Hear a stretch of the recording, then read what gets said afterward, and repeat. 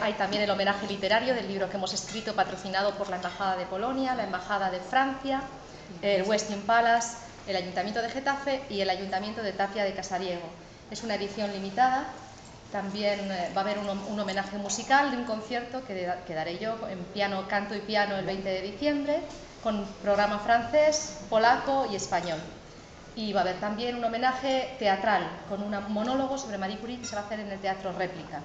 Como veis, hemos querido aunar muchos campos diferentes para hacer un homenaje original y diferente sobre una figura de una mujer que fue valiente, profundamente generosa con la humanidad, y su norte era ser útil a los que pudiera, y fue útil para millones de personas. Os dejo con Belén. Gracias.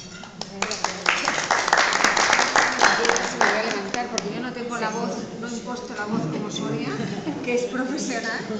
Y yo primero quería agradeceros a todos que estéis aquí, que hayáis acudido a la convocatoria maravillosa del Westin Palace que han organizado Pilar y Paloma, que desde luego Marie Curie no podía haber buscado dos artífices mejores para su homenaje gastronómico, y supongo que donde esté pues dará las gracias también.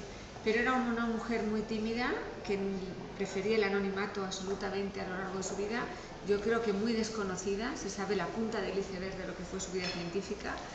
Y deciros que lo leeréis en el libro, que es una mujer pionera en muchísimos campos. Ella desbrozó muchos caminos, sobre todo a nivel científico, en un mundo especialmente implicado en los hombres.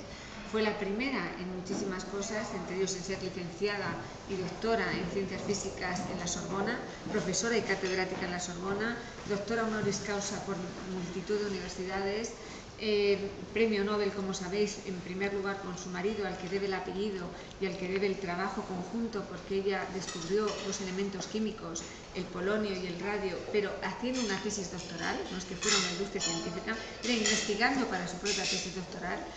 Y con el apellido del marido es con el que llegó a la cumbre del mundo científico, pero con él compartió el primer premio Nobel en 1903 de física, y luego en solitario, ya viuda, en 1911 de química, cuyo banquete en la gala central de Estocolmo es el que estamos degustando hoy aquí gracias a la gentileza del Hotel Westin Palace.